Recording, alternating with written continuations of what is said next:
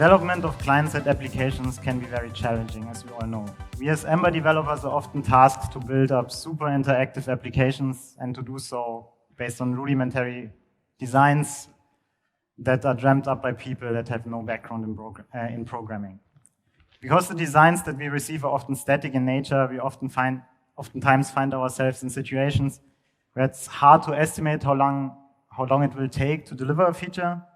And quite frankly, we often fail to deliver something that our stakeholders would consider complete. In this talk today, we want to equip you with a new mental model of thinking about behavior in your applications that has revolutionized the way that we write Ember applications today. We will walk you through our journey of how we found that approach and also show you by example of how you can make use of that paradigm today to make your life so much easier when developing complex applications. But I want to start out this talk by making a confession. Clemens and I have had a lot of experience developing with Ember.js before embracing this paradigm. We've both been developing with Ember since 2012. But client-side application development often felt hard to us, especially if we were tasked to build really ambitious applications that were trying to compete with native apps. Things tended to get complicated, and they tended to get complicated very quickly. And the situation was made worse by the fact that the requirements for the features that we're trying to deliver were basically always incomplete. Usually, you receive static mockups that are missing half of the requirements. And even if you clarified these requirements in long sessions with designers, we often struggled to transform the designs and the requirements into code. Of course, in the end, we were always able to deliver the features, right? We were using Ember.js after all, but we ran into the same situation over and over again. And as I said, things tended to get complicated very quickly, and we couldn't really articulate why that was the case. If you think about it, Ember actually ships with a lot of building blocks and with a huge toolbox to build an ambitious application, right? We have services, routes, controllers, components, helpers, and modifiers now. But although Ember ships with this huge toolbox, nobody really tells you how to assemble that toolbox into a really working application.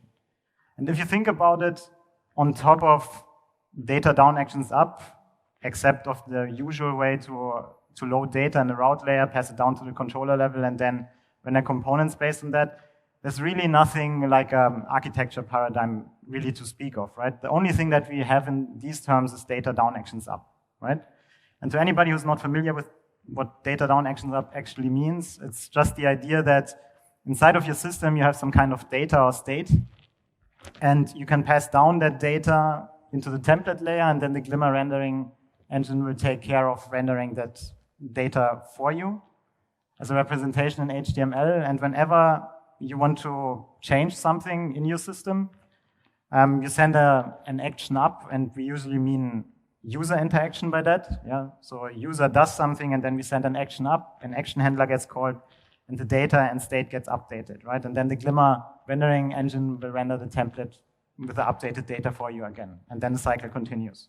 Data down, actions up isn't really a paradigm that's exclusively discussed in the Ember.js ecosystem. As far as we both can tell, this originated in the React ecosystem a few years back, right? And today, basically all the major frameworks have embraced this pattern. So there's this idea floating around that you can consider your application to be a function over the state of your system, and that the output of that function equals the UI that you show to your users at any given moment in time. So the nice thing about this idea is that it makes you sound pretty smart when you tell people that, right? It just sounds very elegant. And apparently you can consider your application to be this black box that transforms state into UI, right? That's the entire idea. So this sounds pretty clever, but unfortunately, in our experience, in reality, it doesn't really help you to solve the complex part of application development with Ember, or client-side development in general. So, because data down actions up is actually a way of reasoning about data flow and rendering inside of your applications. And especially if you're dealing with Ember.js, just rendering data isn't really the complex part, right? The Glimmer VM takes care of that for you, and when stuff changes, it will re-render. Also hooking up interactiveness isn't difficult as well. We have the onModifier, we just hook that up and call an action handler. But the actual complex part is the behavior of the application, right? And implementing that is really hard because in our experience, we're dealing with a stateful system, and that stateful system continuously needs to react to internal and external events arising in the system. Like a user clicking a button or also just data arriving on a WebSocket. This is the actual complex part in your application. And unfortunately, nobody can really tell you how to solve that in a maintainable way. So because we couldn't find any real suggestions of how to deal with that complexity, we talked to people and we also read in the blogosphere. Yeah, we just nobody could really tell us how to solve this issue. And so we had a look at the academic literature, right? And we were quite lucky because we found this paper called On the Development of Reactive Systems by David Harrell. And the paper was published about 40 years ago in 1985. We highly encourage you to read through this paper because we can't go into detail about everything in that paper today, obviously, but we want to go through the main takeaways. And the first main point of the paper is that there are mainly two different kinds of systems that people are building. And one of them is much, much harder to implement than the other one. And the easier one to implement is a so-called transformational system, where you have inputs and you have a black box that transforms these inputs into outputs. That's exactly the idea that we saw before, right? F over state equals UI, that's a black box. And the other kind of system is a stateful system that continuously needs to react to internal and external events, right? And if you think about it, UIs are actually exactly that. Stateful system that need to react to internal and external events all the time. And these kinds of systems are called reactive systems, right? And instead of this idea of a black box, you can visualize them more like a black cactus, right? You have a stateful system and events arise internally and externally all the time. And the paper argues that these kinds of systems are much, much harder to implement than transformational ones, and also that you need to model them completely differently. And that leads us to the next main takeaway of the paper.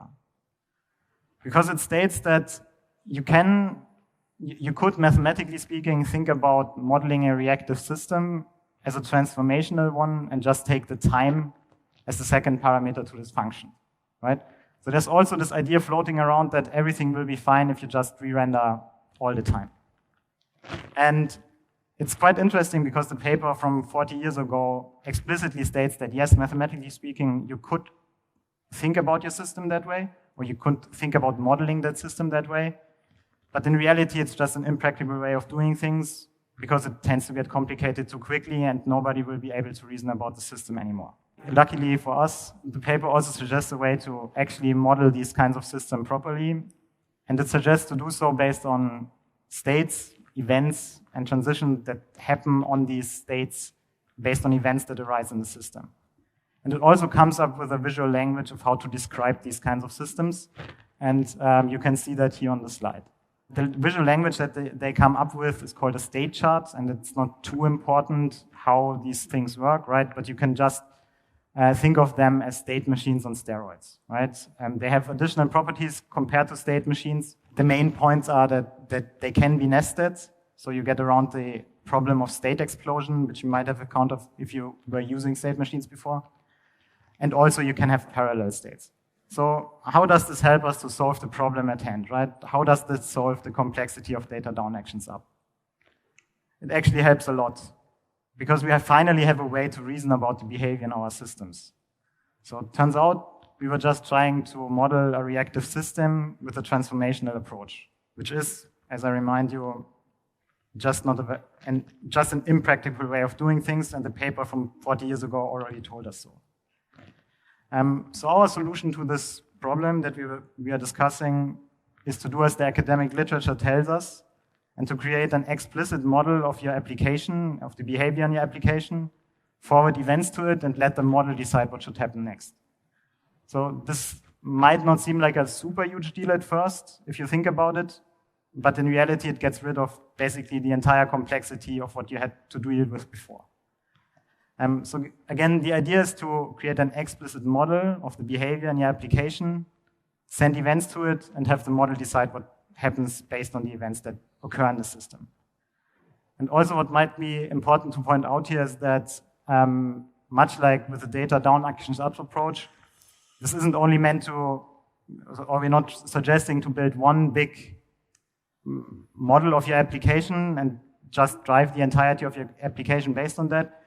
But this paper states also that reactive systems are usually made up by smaller reactive systems, right? So for example, you can consider your components to be smaller reactive systems that make up the entirety of your entire application as well, because these things have behavior. You might be wondering if this worked so great, right? And this idea has been around for 40 years now. Why isn't everybody who's building a reactive system using that approach? And to be honest, we really can't tell you why that is the case. The only thing that we can tell you is that we're not the only ones suggesting you to do so, because for a lot of people are actually using this approach. So for example, Sproutcore, the predecessor of Ember.js, embraced this pattern heavily, and it also, so for example, part 2 of the Sproutcore guides are actually how you can use state charts. There are also books written about this topic. So the one on the slides here, Constructing the User Interface with State Chart by Ian Horrocks, is actually over 20 years old. It's from 1999, and it goes into detail of how you can use that approach and how it makes your life so much easier. Also, remind you that other people that are writing that have to deal with reactive systems, for example, people that build mission-critical software in the aviation industry, and that's actually where this pattern originated from, are using this approach. And also other, literally space technology, space is written in this way because, for example, the Mars rover that's driving around on Mars is built on that concept. But you don't have to take our word for that. To demonstrate how well this pattern works, we decided to solve the hardest challenge that the Ember.js ecosystem discussed in the past few years, and Clemens will go into detail about that. So Alex Mechnier, the creator of Ember Concurrency, asked the question of how a certain type of application would be developed using Ember.js. The blog post is from 2017 and is called Ember Rideshare. 4 years later, this is still an open issue, and to our knowledge, this hasn't been implemented yet in a proof of concept with Ember. So for the uninitiated, the post talks about an application similar to Uber, where after the user logs in and the location is specified, a map is shown.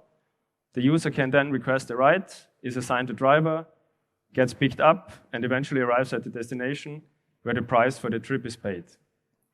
Alex calls such an app Ember Rideshare and uses it as a thought experiment for identifying problems conventionally written Ember apps might run into. You should give it a read and think about how you would solve the problems raised in the blog post. One of the problems is that it's easy for front-end applications to consider the user as the sole originator of state changes. But there can be state changes which are not bound to actions made by the user. So such actions might be coming from the API or a WebSocket or an event or callback from the browser. In the example of Ember Rideshare, we might need to navigate away from a specific route because the driver became unavailable. The blog post calls for solutions to so-called server-driven apps, and by considering Ember Rideshare as what it is, namely a reactive system, we can explicitly model it and address the raised problems. Let's take a look at an implementation of the Rideshare application. So if you think of the overall behavior, you can describe it on the highest level with the user either being unauthenticated or authenticated. Corresponding events between those states allow us to transition between them. So initially, we are in the unauthenticated state, and in case the user gets logged in, we are in the authenticated state, and in case the user gets logged out, we are back in the unauthenticated state. The graphical representation of this state chart is backed by a simple JavaScript object. This acts as the single source of truth for the behavior. So on line 6, we start to identify or to specify the available states. In this case, we have two, the unauthenticated state and the authenticated state. And each state has a dedicated event to transition between them. So on line 9, we specify that if we are in the unauthenticated state and we receive the logged in event, we go to the authenticated state. On line 15, we specify that if we are in the authenticated state and receive the logged out event, we should transition to the unauthenticated state. On line 4, we specify that the unauthenticated state is the initial state we are in. So the power of state charts lies in the visual representation, so we continue to use that. The nice thing about the visual representation is that it can be generated out of the JavaScript object. And by the way, the app on the left is a fully functioning application, which is driven by the state chart on the right. So let's further refine the authenticated state by composing it of substates. In our case, once the user logs in, we are in the authenticated state and in the geolocating substate. Here, a dedicated loading screen is shown. Let's say we can't get the position. In this case, we receive an error event, and the state chart transitions to the error state. In this state, we can show a dedicated error screen. And the user can then, by tapping the retry button, retry again. And this button basically just sends the retry event to the state chart. So we step out the Sistine Chapel and we retry again. And this time, getting the position works and we are located. When this event is sent to the state chart, we are in the show map state, which finally shows the map. So we can further refine the show map state by defining more substates. So initially, we are in the ready state, and the UI is awaiting the user to specify the destination they want to go to. So let's say we want to visit the next must-see in Rome, which is, of course, the Emberfest. We click the button, which basically sends the request write event to the state chart, and now we are in the requesting write state. So in this state, we are waiting a driver to pick us up. So it's lunchtime, and no driver is currently available, so we receive, after some time, the no driver event, and the state chart transitions back to the ready state. By the way, this is the hard thing Alex was talking about in the blog post. Since this is not an action originating from the user, it's not clear where and how such an action would be handled using the conventional Ember paradigms. But since the application is backed by a state chart, this basically just becomes sending the corresponding event to it and letting the state chart handle the rest. So let's try again. This time we have more luck.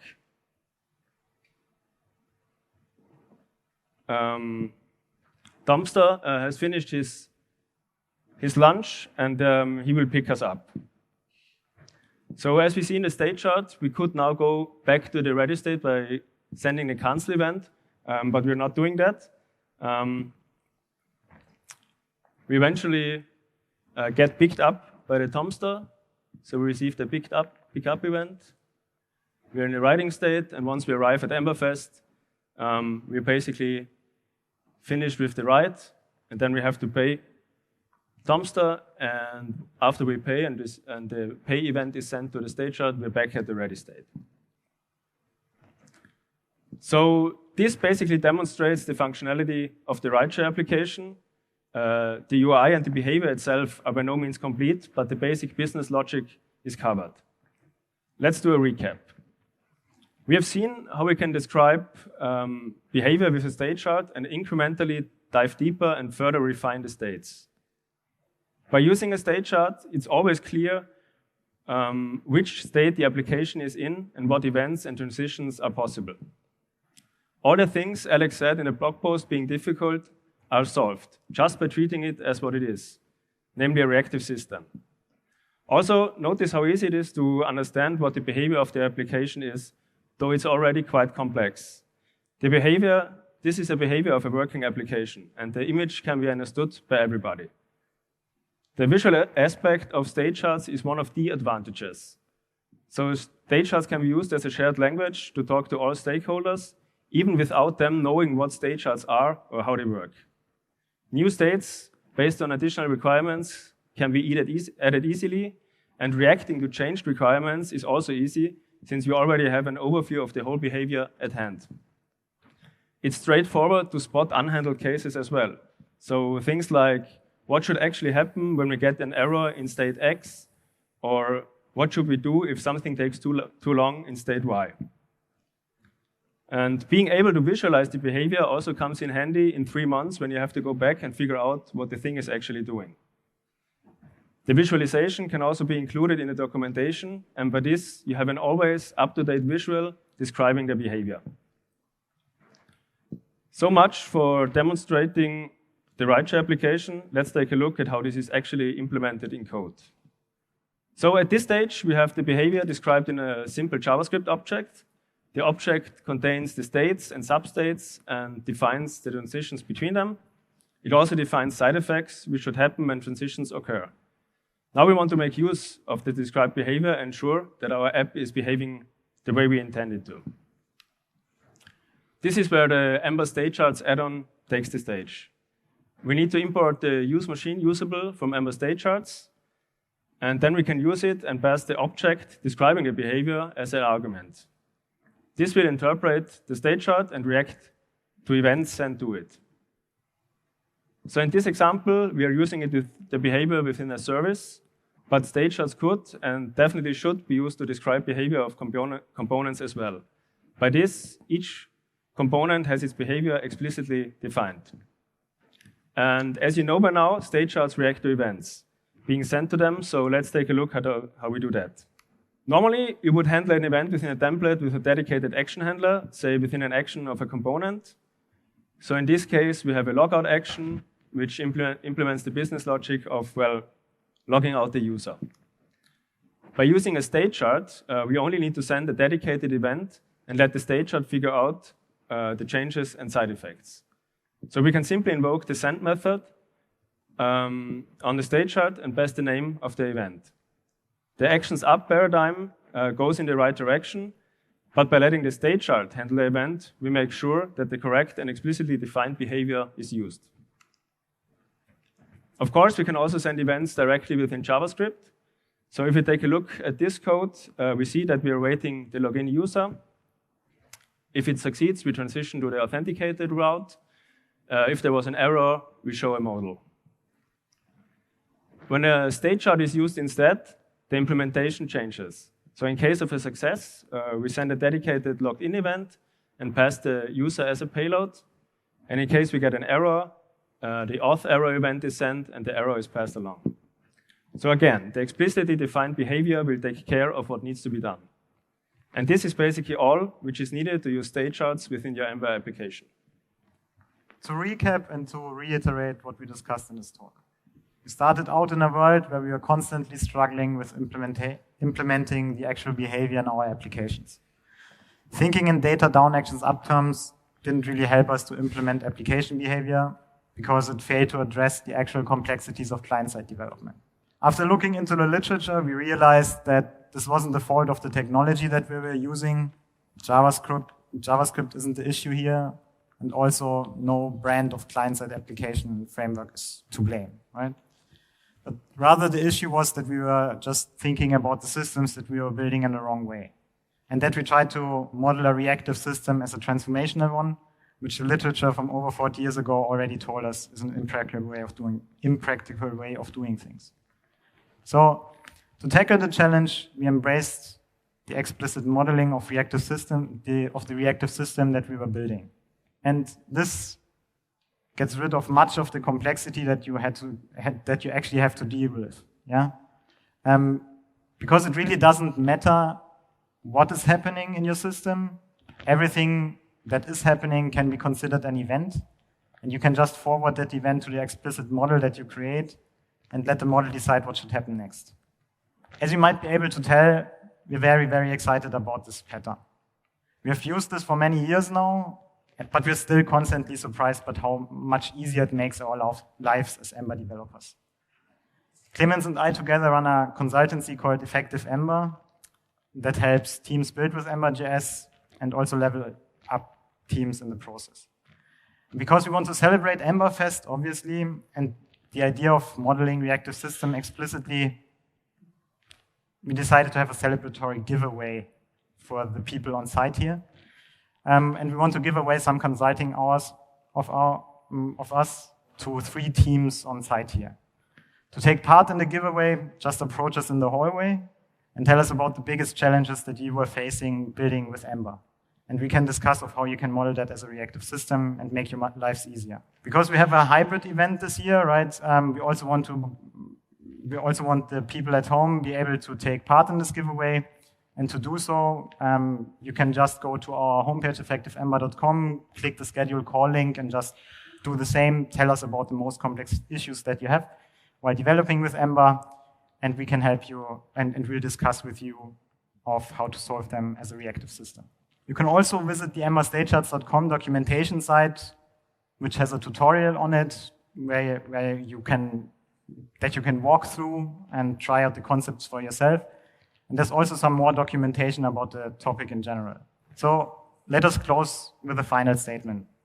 If you only take one thing away from this presentation, it should be this.